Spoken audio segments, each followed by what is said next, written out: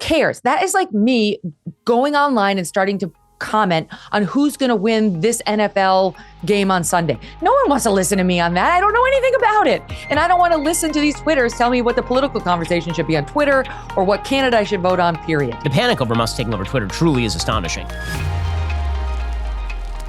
Alrighty, so earlier this week, we had a chance to sit down with Megyn Kelly to talk about everything pop culture related, ranging from Jimmy Kimmel's wife talking abortion to a bunch of Democrat celebrities who are now endorsing a quasi-Republican in Los Angeles. Here's what it sounded like.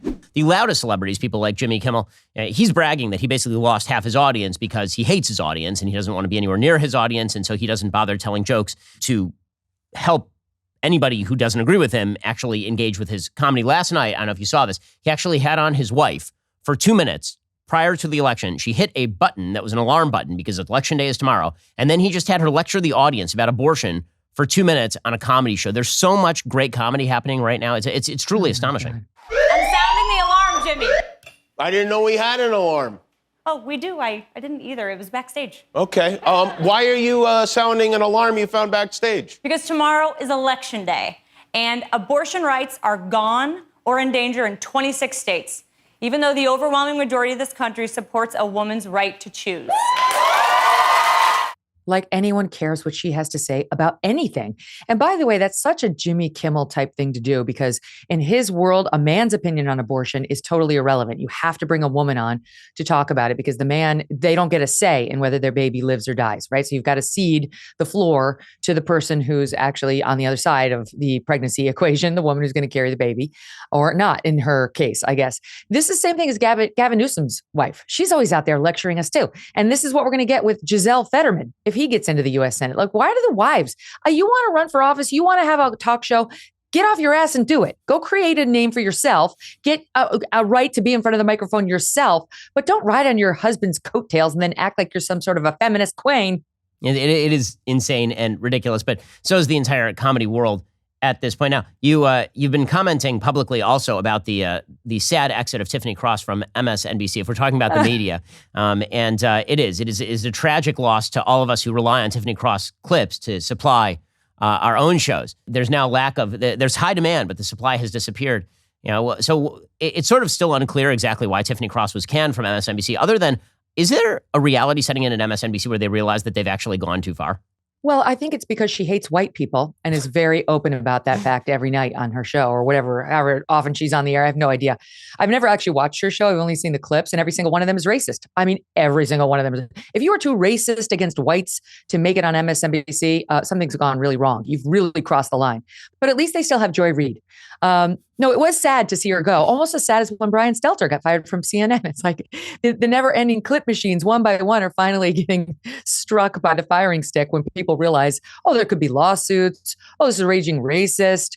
So anyway, yeah, nobody's going to miss her. And it won't be long before Don Lemon is fired off of that CNN morning show that's stinking up the joint right now. Oh, wow. Yeah, no, that CNN morning show, CNN is a complete mess, and they don't know which way to turn, obviously, over at CNN, which is fun to watch for all of us. One of the things that we are seeing is the celebrity class sort of self-remove. So Whoopi Goldberg actually came out yesterday and said that she is done with Twitter, which is a tragedy for us all. I know that we'd been waiting with bated breath to see whether she was in fact going to stick around at Twitter. In fact, here is Whoopi Goldberg in her own inimitable way talking about this yesterday. Here's what it sounded like. So it has been a little over a week since Elon Musk took over Twitter, and the place it's a mess. He's already called back some of the workforce he fired a few days ago. He's putting his $8 charge for blue check verification on hold. I mean, I'm getting off. I'm getting off today because I just feel like, it's so messy, and I'm tired of now having had certain kinds of attitudes blocked, and now they're back on. Yeah. And I'm going to get out, and if it settles down and I feel more comfortable, maybe I'll come back. But as of tonight, I'm done. More with Megyn Kelly in just one moment. First, sending data over an unencrypted internet connection is like sending a postcard. Your message is wide open for the mailman and anybody else to see. Whenever you're connected to an unencrypted internet network on your phone, computer, tablet, or TV, you're sending countless pieces of information out into the digital world that can be seen and intercepted by pretty much anybody. ExpressVPN creates a secure encrypted tunnel between your device and the internet so hackers can't steal your personal data, passwords, financial details, etc. Hackers make serious cash selling personal information on the dark web, but ExpressVPN makes it easier than ever to keep your information safe. All I have to do is open up ExpressVPN on my phone. Right now, it says that it is not connected. However, I hit this button and magically it's connected, which means that all of my internet activity is now protected. This is why I use ExpressVPN, and you should too. Just fire up the app, click one button, you're instantly protected. Plus, ExpressVPN works on all your devices so you can stay secure on the go. Secure your online data today at expressvpn.com/BenYT. Get 3 extra months for free. That's expressvpn.com/BenYT. expressvpn.com/BenYT to get started today. So, Megyn, it's fun to watch all these celebrities who have announced that they're done. And then about 2 weeks in, they just sort of come back in. They're like, I just had one more thing I have to say. The reaction to Musk is insane. It's amazing. And it's so fun to listen to because it's like, okay, first of all, no one cares. Second of all, you absolutely have not seen any difference on Twitter. That's a lie. Has anybody seen any difference whatsoever on Twitter other than Elon occasionally tweeting this or that? And now we listen to him in a different way because he's running the joint. She acts like she's been suddenly the center of all this cesspool of hate. No, she hasn't. She has not. How? What accounts is she following? Right? Like, who is she following that's so hateful that was banned that's suddenly back on and targeting her? I don't believe a word of it. This is just her political statement to make herself sound better, like she's some fierce, advocate for the downtrodden. It's not true. She will be back on. It's going to be the same thing like on Spotify when, who was it? Crosby, Stills, Nash, who left and then quietly petered back on to the site because they want money and they want access. And by the way, most of these people like Taya Leone, who's like, I'm out of here. I was like, well, your 100,000 followers are really going to miss you.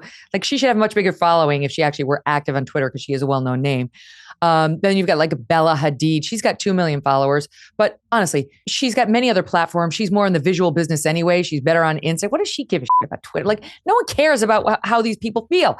I'm sick of them. I'm sick of the celebrity endorsements for candidates like we talked about in LA. Like, who cares? That is like me going online and starting to comment on who's going to win this NFL game on Sunday. No one wants to listen to me on that. I don't know anything about it. And I don't want to listen to these Twitters tell me what the political conversation should be on Twitter or what candidate I should vote on, period. The panic over Musk taking over Twitter truly is astonishing. And you can see the ready-made excuses that they're going to try it out if they lose this election. They've already started to do it. So they've already said, the Russian bots are back. They were gone. They were gone for several years. And then they just magically came back right as Republicans are about to win. And Twitter has been reopened. And now, can you believe that Elon Musk is allowing people to see tweets 4 days in advance of an election? Which, by the way, is a tacit admission that you guys silencing tweets actually matters. And yes. But they'll never admit that, right? Twitter didn't have anything to do with Joe Biden winning the 2020 election after they literally helped silence a major breaking story a month before the election. But if Musk takes over and allows people to see things, that's going to shift the election. The panic over Musk taking over Twitter is amazing. Well, and also the commentary about now he's openly, because he said, I believe in divided government, so you should vote for Republicans. Now, one could presume that if it were Republican uniform control, he might have sent out the same tweet, only saying you should vote for Democrats if this is true, if this is truly how he feels. But they freaked out. There it is, the head of a social media company openly endorsing one party. Okay, because it was a big mystery how Mark Zuckerberg wanted people to use all the millions he used to influence the last election. However could he feel? Right? How did Jack Dorsey feel when he was running Twitter? How does Google feel? We have no idea. At least Elon is open about it. How about where he stands, what he's feeling, what he wants people to do? The others are making it just as obvious. They just don't say the explicit words. It is amazing. Again, I think a lot of that has to do with, again, they felt that they had finally achieved their siphoning of information, and now Musk blew that up, and they're freaking out about it in the most radical possible way. And again, I hope they're right. I hope that the radical reopening of information allows for 1,000 flowers to bloom. It would be great if Republicans actually were not shut down in advance of elections in the future. I have very little faith that well, will. Of course, and I've heard you talk about this, but like, where are they running? They're running over to sites controlled by the Chinese or influenced by the Chinese. Like, okay, that's a lot better. How about those Uyghurs, huh? That doesn't bother you at all? You just don't like a mean tweet by somebody who might deny that the last election was full and fair? How does that work in your mind? like supporting slave labor. Is that fine with you? I just like all these people with their compromised ethics are in no position to lecture any of us. And no one's listening to them anyway. Who cares? Who does anything because Taya Leone did it? Well, it was great to talk to you, Megyn. Really enjoy the show. Go check out The Megyn Kelly Show and follow her everywhere she's available, including over at YouTube. Megyn, great to talk to you. Thanks for having me. That was fun.